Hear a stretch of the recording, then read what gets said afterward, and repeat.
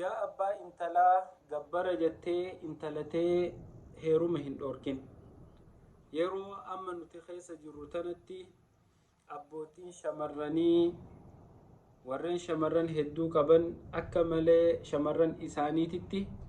garaa jabaatanii akka waan dubartiin dachii taatee akka waan dubartiin naggada taatee dubartii ifii tana maallaqa gurguddaa irra kaayanii akka isiin hin heerumne taasisan. Intaltii arra ati maallaqa gurguddaa irra keessu kuni yoomuma abbaan kiyya laaffisee na kanna jettee yeroo hunda heeruma kajeelti. Intalatee gabbara guddisuun heeruma hin dhorkin haqa sirraa qabdi. Akkuma ati haadha isii fuutee irraa hortetti isiinis heerumtee bultii jaarrachuu feeti. Yaa abbaa intalaa ka gabbara kuma dhibba maal kuma dhibba kaan jettee nama gaafattu gaafa fuutu kophee dhaba akka fuute marxoo dhaba akka fuute miskiinummaa keessatti akka fuute yaadadhu intalateetis fuudhaa fi heerumaaf karaa laaffisiif. Rasuulli Rabbii sallallahu alayhi wasallam akki ja'an إذا جاءكم من ترضون دينه وخلقه فزوجوه جان نما ميلين بعدتي دفيوستي تهين جنة يو نمني إسن حالا في أملسا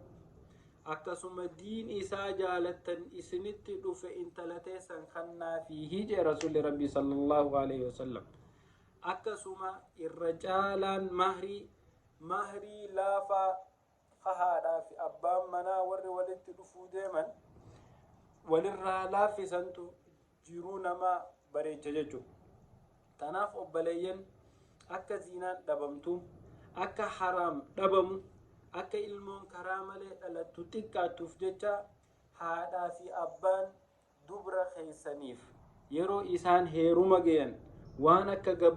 جبر شريعة خيسا وينجرو gabbara hangana naa kannan malee intalatiyya sittin kan nu jettee intalatee heeruma hin dhorkin hatta wacii aruuzaatu gargaari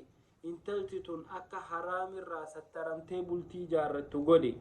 hanga dandee haadhaa fi abbaan cinaa dhaabbatee intala fi